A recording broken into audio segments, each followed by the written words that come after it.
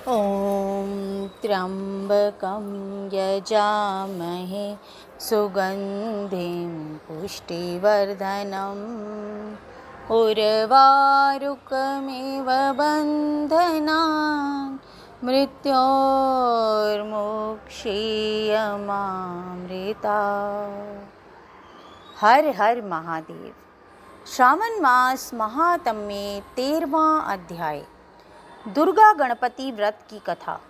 श्री सनत कुमार जी ने भगवान श्री सदाशिव से कहा, प्रभो, किस व्रत के करने से अतुल सौभाग्य होता है तथा प्राणी पुत्र पौत्र धन और ऐश्वर्य प्राप्त करके सुख भोगता है। हे भगवान, मुझे उन व्रतों में से उत्तम व्रत को बतलाइए। यह सुनकर भगवान श्री सदाशिव ने श्री सनत कुमार जी से कहा, त्रैलोक्य प्रसिद्ध दुर्गा गणपति नामक व्रत को भगवती पार्वती ने श्रद्धा से किया था। हे मुनि सतम, इस व्रत को पहले सरस्वती, इंद्र, कुबेर, अन्य देवता, मुनि, गंधर्व, किन्नर सब के सब कर चुके हैं। श्रावण मास के शुक्ल पक्ष की पवित्र चतुर्थी के दिन सब पापों को नष्ट करने के लिए यह व्रत किया जाता है। चतुर्थी के दिन एक दंत गज के तुल्य मुख वाले गणेश जी की सोने की प्रतिमा बनवाकर सोने के सिंहासन पर सोने की दुर्वा बिछाकर तांबे के कलश पर स्थापित करनी चाहिए। लाल वस्त्र बिछाकर सर्वतोभद्र मंडल का निर्माण कर उस पर कलश स्थापन करना चाहिए।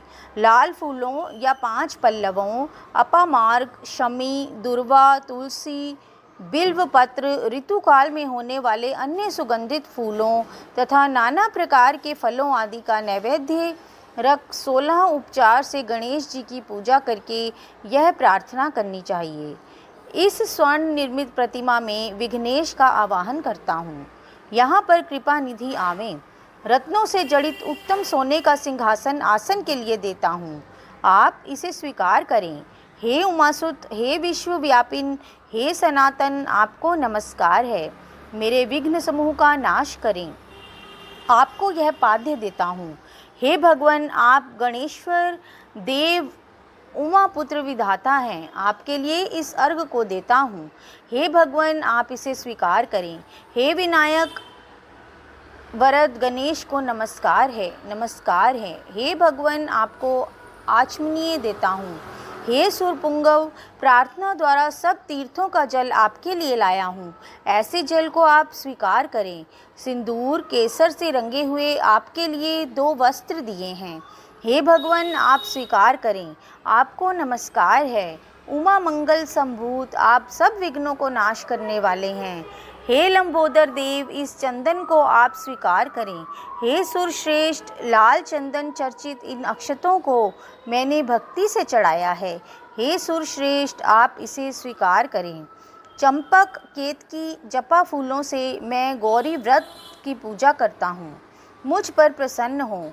लोकों के अनुग्रह के लिए तथा दानवों के बादार्थ एक दंत, यह आपका पतवार है। हे भगवान, प्रसन्नतापूर्वक इस धूप को आप स्वीकार करें। सर्व ज्योति प्रकाशक, सर्व सिद्धि देने वाले आप महादेव के आत्मज हैं। इस दीपक को मैं आपके लिए देता हूँ, आपको नमस्कार है।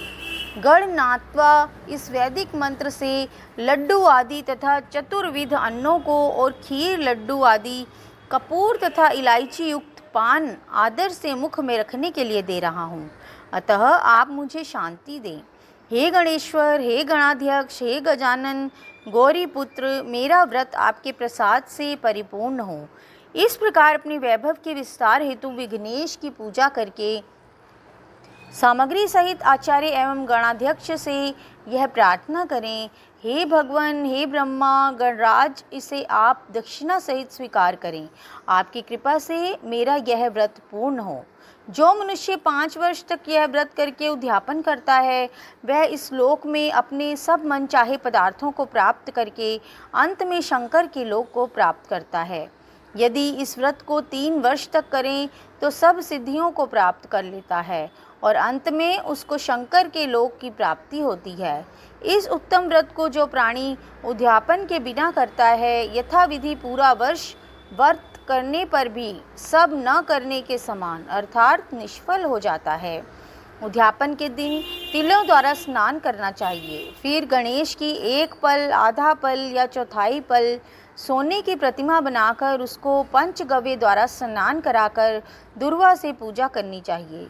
मनुष्य को चाहिए कि इस मंत्र द्वारा पूजन करे। हे गणाधीश, उमापुत्र, अघनाशन, नमस्कार है। हे विनाशक, हे ईशपुत्र, हे सर्वसिद्धि प्रदायक, हे हेमवस्त्र, हे मूषक वाहन, हे कुमार गुरु, आपको नमस्कार है। इन सभी नामों से अलग अलग पूजा करनी चाहिए। पहले दिन अधिवासन करना चाहिए और दूसरे दिन प्रातःकाल हवन करना चाहिए। ग्रह होम कर दुर्वा तथा लड्डू के प्रधान होम के पश्चात पूर्णाहुति करके आचार्य आदि ब्राह्मणों का अर्चन करें। अपनी शक्ति के अनुसार अधिक दूध देने वाली गायें बछड़े सहित दान करें। हे सनत कुमार, ऐसा व्रत करने से मनुष्य अपनी सभी कामनाओं को पूर्ण कर लेता है। शंकर भगवान ने श्री सनत कुमार से कहा, हे वत्स, मैं अपने प्रिय पुत्र के व्रत करने वाले पर प्रसन्न होकर उसे भूमि के सब सुखों को दे देता हूँ। अंत में उसकी सद्गति भी करता हूँ। जैसे कि शाखा प्रशाखाओं द्वारा दुर्वा वृद्धि को प्राप्त होती है, वैसे ही पुत्र पौत्र आदि संतति की वृद्धि होती है। हे सनत कुमार, मैंने यह गुप्त दुर्गा गणपति व्रत आपसे कहा है। यह अत्यंत उत्तम है। इसे सुख की इच्छा रखने वाले मनुष्य को अवश्य में करना चाहिए। तो बोलिए शिव शंकर भोलेनाथ और माता पार्वती की जय हो। इसी तरह यहीं पर श्रावण मास महात्म्य के 13वें अध्याय का समापन हुआ। धन्यवाद।